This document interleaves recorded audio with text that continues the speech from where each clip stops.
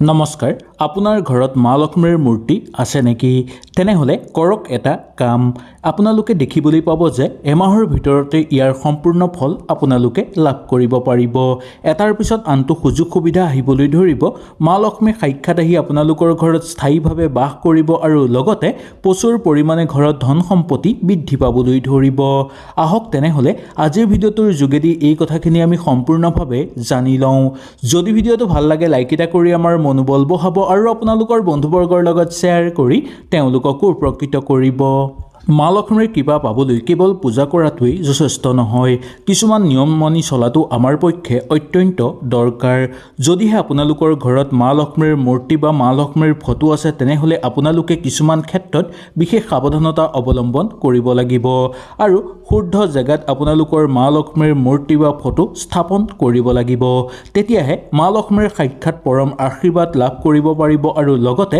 ঘৰত থকা সকলো বেয়া শক্তি আপোনালোকৰ ঘৰৰ পৰা নোহোৱা হৈ পৰিব মা লক্ষ্মী আপোনালোকৰ ঘৰত সুন্দৰভাৱে স্থাপন কৰিলে ঘৰলৈ ধন সম্পত্তিৰ আগমন ঘটিব বাস্তুশাস্ত্ৰৰ অনুসৰি ঘৰৰ সঠিক স্থানত মা লক্ষ্মীৰ মূৰ্তি স্থাপন কৰাটো আমাৰ পক্ষে অতিশয় দৰকাৰ আহক এতিয়া আমি জানি লওঁ ঘৰৰ কোনটো দিশত মা লক্ষ্মীৰ মূৰ্তি স্থাপন কৰাটো সকলোতকৈ উত্তম বুলি মনা গৈছে যদিহে আপুনি এই সৰু সৰু বাস্তু নিয়মবোৰ পালন কৰে তেনেহলে আপোনালোকৰ ঘৰত সুখ শান্তি আৰু সমৃদ্ধি বৃদ্ধি পাবলৈ ধৰিব ইয়াৰ উপৰিও সাক্ষাৎ মা লক্ষ্মী আপোনালোকৰ ঘৰত বাস কৰিব প্ৰচুৰ পৰিমাণে আপোনালোকৰ ঘৰত অৰ্থৰ আগমন হ'বলৈ ধৰিব প্ৰতিগৰাকী লোকেই এই কথাবোৰ জনাটো দৰকাৰ তেতিয়াহে ঘৰত সদায় সুখ সমৃদ্ধি বৰ্তি থাকিব ধনৰ কেতিয়াও অভাৱ নহ'ব সেইবাবে ঘৰত মা লক্ষ্মীৰ পূজা আমি কৰিব লাগে কিন্তু আপুনি জানেনে যদি মা লক্ষ্মীৰ মূৰ্তি সঠিক দিশত ৰখা নহয় তেনেহলে যিমানেই আপোনালোকে পূজা পাতল নকৰক কিয় আপোনালোকৰ ঘৰলৈ শুভ সংবাদ নাহিব বৰঞ্চ ইয়াৰ পৰা আপোনালোকৰ ঘৰত বিপদ হোৱাৰহে সম্ভাৱনা দেখিবলৈ পোৱা যাব এতিয়া জানো আহক বাস্তু বিজ্ঞানে কেনেকৈ কয় আৰু কি নিয়ম পালন কৰিবলৈ আমাক কৈছে কিবা যদি আপোনালোকে বুজি নাপায় নিশ্চয় মোক তলত কমেন্ট কৰি জনাবলৈ একেবাৰে নাপাহৰিব আপোনালোকৰ সকলো প্ৰশ্নৰ উত্তৰ মই দিবলৈ চেষ্টা কৰিম মা লক্ষ্মীৰ মূৰ্তি ৰখা সঠিক দিশটো হৈছে উত্তৰ দিশ বাস্তুশাস্ত্ৰৰ অনুসৰি এই দিশটো ধনৰ দেৱতা কুবেৰ দেৱৰ দিশ বুলি গণ্য কৰা যায় সেয়েহে মা লক্ষ্মীৰ মূৰ্তি এই দিশত আমি স্থাপন কৰাটো অত্যন্ত শুভ আৰু ইয়াৰ পৰা ভাল ফলাফল আমি লাভ কৰিব পাৰিম পূব দিশত ৰখাটো শুভ বুলি মনা গৈছে এই দুইটা দিশতে মা লক্ষ্মীৰ মূৰ্তি ৰাখিলে ঘৰলৈ ধন সম্পত্তি বৃদ্ধি পাবলৈ ধৰিব টকা পইচা আহিবলৈ ধৰিব আৰু লগতে শান্তি আৰু উন্নতি হ'বলৈ ধৰিব লগতে পূজা কৰাৰ সময়ত আপোনালোকে মুখ উত্তৰ বা পূব দিশৰ ফালে ৰাখাটো অত্যন্ত শুভ হ'ব মা লক্ষ্মীৰ মূৰ্তি একেবাৰে আপোনালোকে স্থাপন কৰাটো অত্যন্ত শুভ মা লক্ষ্মীৰ মূৰ্তি স্থাপন কৰাৰ আগতেই আপোনালোকে সেই জেগাত এখন বিশুদ্ধ ৰঙা ৰঙৰ কাপোৰ পাৰি তাৰ ওপৰত মা লক্ষ্মীৰ মূৰ্তি স্থাপন কৰিবলৈ চেষ্টা কৰিব এনে কৰিলে আপোনালোকে ভাল ফল লাভ কৰিব পাৰিব মা লক্ষ্মীৰ মূৰ্তি একেদৰে ৰাখক যাতে মা লক্ষ্মীৰ মূৰ্তিয়ে আপোনালোকৰ ঘৰৰ ফালে প্ৰৱেশ কৰি থাকে বা আপোনালোকৰ ঘৰৰ ভিতৰৰ ফালে মুখ কৰি থাকে ঘৰৰ অভিমুখত আপোনালোকে ৰাখিব পাৰে বাহিৰৰ ফালে মুখ কৰি ৰাখিবলৈ আপোনালোকে ইচ্ছা নকৰিব বা চেষ্টা নকৰিব এনে কৰাটো অশুভ বুলি মনা গৈছে মা লক্ষ্মীৰ মূৰ্তিৰ মুখখন সদায় ভিতৰৰ ফালে চাই থকা হ'ব লাগে কেতিয়াও বাহিৰৰ ফালে চাই থকা হোৱাটো উচিত নহয় মা লক্ষ্মীৰ মূৰ্তি আপোনালোকে ঘৰত স্থাপন কৰাৰ লগে লগে এমাহৰ ভিতৰতে আপোনালোকে ইয়াৰ ভাল খবৰ পাবলৈ সক্ষম হ'ব এটাৰ পিছত আনটো আপোনালোকৰ ঘৰত সুযোগ সুবিধা নামি আহিবলৈ ধৰিব নতুন নতুন সুযোগ সুবিধাই আপোনালোকক আনন্দিত কৰিব আৰু কৰ্মক্ষেত্ৰত আগুৱাই লৈ যোৱাৰ ক্ষেত্ৰত সহায় কৰিব এতিয়া আমি জানো আহক মা লক্ষ্মীৰ মূৰ্তি বা মা লক্ষ্মীৰ কেনেকুৱা মূৰ্তি আমি ঘৰত স্থাপন কৰিব লাগে বাস্তু বিজ্ঞানৰ অনুসৰি মা লক্ষ্মী বহি থকা মূৰ্তি ঘৰত স্থাপন কৰাটো অত্যন্ত শুভ বুলি মনা গৈছে পদুম ফুলৰ ওপৰত বহি থাকি আটাইতকৈ শুভ মূৰ্তি এইটোৱেই হয় পদুম ফুলৰ ওপৰত বহি থকা মূৰ্তিটো আটাইতকৈ শুভ বুলি মনা যায় এনে মূৰ্তি ৰখাৰ ফলত হাতৰ পৰা ধন কেতিয়াও নেহেৰাই হাতলৈ প্ৰচুৰ পৰিমাণে ধন আহিবলৈ ধৰিব মুদ্ৰাৰ ওপৰত থকা মূৰ্তিও অত্যন্ত শুভ বুলি মনা গৈছে ভগৱান গণেশৰ সৈতে মা লক্ষ্মীৰ থকা মূৰ্তি যদি ঘৰত ৰাখিব পাৰে তেনেহ'লে আৰু অধিক শুভ ফল লাভ কৰিব পাৰিব। গণেশ দেৱৰ লগত যদি মা লক্ষ্মীৰ মূৰ্তি একেলগে বা দুইটা মূৰ্তি যদি আপোনালোকে একেলগে ঘৰত স্থাপন কৰিব বিচাৰে তেনেহ'লে ইয়াৰ পৰা আপোনালোকৰ অত্যন্ত শুভ ফল লাভ হ'ব।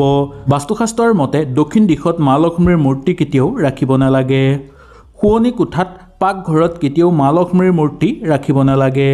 ভুল দিশত মা লক্ষ্মীৰ মূৰ্তি ৰাখিলে ঘৰৰ পৰা অৰ্থ প্ৰচুৰ পৰিমাণে হানি হ'বলৈ ধৰিব, খৰচ বাঢ়িবলৈ ধৰিব আৰু ঘৰত অমংগল আহিবলৈ ধৰিব। পৰিয়ালৰ মাজত মানসিক চাপ বৃদ্ধি পাবলৈ ধৰিব, অশান্তি বৃদ্ধি পাবলৈ ধৰিব। প্ৰতিদিনে পূজাঘৰ আপোনালোকে চাফ চিকুণ কৰি ৰখাটো অত্যন্ত দৰকাৰ। শুক্ৰবাৰে মা লক্ষ্মীৰ পূজা আপোনালোকে কৰিব পাৰে বা সদায় শুক্ৰবাৰে আপোনালোকে মা লক্ষ্মীৰ পূজা কৰিবলৈ চেষ্টা কৰিব। পুৱা গধূলিৰ সময়ত ধূপ ধূনা জ্বলাই মা লক্ষ্মীৰ ওচৰ পোহৰ কৰি ৰাখিবলৈ আপোনালোকে চেষ্টা কৰিব। এনে কৰিলে মা লক্ষ্মী সাক্ষাৎ আহি আপোনালোকৰ ঘৰত বাস কৰিবলৈ ধৰিব আৰু মা লক্ষ্মীৰ পৰম আশীৰ্বাদৰ ফলত আপোনালোকৰ সকলো মনৰ আশা পূৰ্ণ হৈ পৰিব। প্ৰতিগৰাকী লোকেই বিশ্বাস কৰে যে যদি মা লক্ষ্মীৰ মূৰ্তি ঘৰত থাকে তেনেহ'লে ঘৰত সুখ আৰু সমৃদ্ধি বৰ্তি থাকে, ধনৰ কেতিয়াও অভাৱ নহয় আৰু বহু লোকে মা লক্ষ্মীৰ পূজা কৰি ইয়াৰ ফলো সম্পূৰ্ণভাৱে পাইছে। মা লক্ষ্মীৰ মূৰ্তি ঘৰত থাকিলে ঘৰৰ পবিত্ৰতা অটুট থাকে আৰু ঘৰত কেতিয়াও বেয়া শক্তিয়ে ঠাই ল'ব নোৱাৰে, কোনো শত্ৰুৱে আপোনাক ক্ষতি কৰিব নোৱাৰে। সেই গতিকে মা লক্ষ্মীৰ ঘৰত ৰাখিব লাগে আৰু দৈনিক আমি পূজা কৰিব লাগে। একেবাৰে যদি আপোনালোকৰ সময়ৰ অভাৱ তেনেহ'লে দৈনিক পূজা কৰিব নোৱাৰিলেও প্ৰত্যেক শুক্ৰবাৰে পূজা কৰিব আৰু ৰাতিপুৱা আৰু গধূলিৰ সময়ত মা লক্ষ্মীৰ মূৰ্তিৰ সন্মুখত আপোনালোকে চাকি আৰু ধূপ ধূনা জ্বলাব। এনে কৰিলে মা লক্ষ্মীয়ে সাক্ষাৎ আহি আপোনালোকৰ ঘৰত স্থায়ীভাৱে বাস কৰিব আৰু মা লক্ষ্মীৰ পৰম আশীৰ্বাদ পৰিব। আপোনালোকৰ ঘৰত মা লক্ষ্মীৰ মূৰ্তি থাকিলে এই নিয়মসমূহ সুন্দৰভাৱে পালন কৰিব আৰু এমাহৰ ভিতৰতে ইয়াৰ ফল সম্পূৰ্ণভাৱে আপোনালোকে লাভ কৰিব পাৰিব। বাস্তুশাস্ত্ৰৰ অনুসৰি ঘৰত স্থাপন কৰা মা লক্ষ্মীৰ মূৰ্তি সঠিক দিশত যদি আপোনালোকৰ থাকে তেনেহ'লে ঘৰত সুখ শান্তি আৰু সমৃদ্ধিৰ বিৰাজমান হৈ পৰিব। প্ৰতিগৰাকী লোকে বিচাৰে যে ঘৰত সদায় সুখ শান্তি বৰ্তি থাকক আৰু ধনৰ কেতিয়াও অভাৱ নোহোৱাটো। কিন্তু আপুনি জানেনে যদি মা লক্ষ্মীৰ মূৰ্তি সঠিক দিশত আপোনালোকে নেৰাখে তেনেহ'লে আপোনালোকৰ বহু বিপদ আহি পৰিব পাৰে। এতিয়া জানো আহক বাস্তু বিজ্ঞানে কোৱাৰ অনুসৰি কিছুমান নিয়মৰ কথা। মা লক্ষ্মীৰ মূৰ্তিৰ সঠিক দিশত ৰখাৰ দিশটো হৈছে পূব দিশ আৰু উত্তৰ দিশ। পূব দিশতো আপোনালোকে ৰাখিব পাৰে আৰু উত্তৰ দিশতো ৰাখিব পাৰে। উত্তৰ দিশটো কুবেৰ দেৱৰ দিশ বুলি গণ্য কৰা হয়। এই দিশত যদি মা লক্ষ্মীৰ মূৰ্তি ৰাখে তেনেহ'লে মা লক্ষ্মী সাক্ষাৎ আহি আপোনালোকৰ ঘৰত বাস কৰিব। পূব দিশত ৰখাটো অত্যন্ত শুভ হ'ব। এই দুইটা দিশতেই যদি আপোনালোকে মূৰ্তি ৰাখে তেনেহ'লে ঘৰত সুখ শান্তি ধন সম্পত্তি আৰু উন্নতিৰ যুগ নামি আহিব। লগতে পূজা কৰাৰ সময়ত মা লক্ষ্মীৰ মূৰ্তিৰ ভাগ আপোনালোকে সুন্দৰভাৱে পৰিষ্কাৰ পৰিচ্ছন্ন কৰি ল'ব। তাৰপিছত আপোনালোকে স্থাপন কৰিব। এখন ৰঙা কাপোৰৰ ওপৰত মা লক্ষ্মীৰ মূৰ্তি ৰাখি তাৰপিছত আপোনালোকে পূজা অৰ্চনা কৰিব। মা লক্ষ্মীৰ মূৰ্তিটো আপোনালোকে এনেভাৱে ৰাখিব যে মুখখন ঘৰৰ অভিমুখে হৈ থকাকৈ, বাহিৰৰ ফালে হৈ থকাকৈ আপোনালোকে কেতিয়াও নাৰাখিব। মা লক্ষ্মীৰ এনেকুৱা মূৰ্তি আপোনালোকে ঘৰত ৰাখিব লাগে যিটো মা লক্ষ্মীৰ পদুম ফুলত বহি থকা আৰু হাতেৰে ধন সম্পত্তি বা মুদ্ৰা ওলাই থকা। এনে মূৰ্তি ঘৰত থাকিলে মা লক্ষ্মী অতি সোনকালে সন্তুষ্ট হৈ পৰে। ভগৱান গণেশৰ সৈতেও আপোনালোকে মা লক্ষ্মীৰ মূৰ্তি একেলগে স্থাপন কৰিব পাৰে। এনে কৰাটো অত্যন্ত শুভ বুলি মনা গৈছে। বাস্তুশাস্ত্ৰৰ মতে দক্ষিণ দিশত মা লক্ষ্মীৰ মূৰ্তি কেতিয়াও স্থাপন নকৰিব। শোৱনি কোঠাত বা আপোনালোকৰ ড্ৰয়িং ৰুমত বা পাকঘৰত কেতিয়াও মা লক্ষ্মীৰ মূৰ্তি ৰখাটো উচিত নহয়।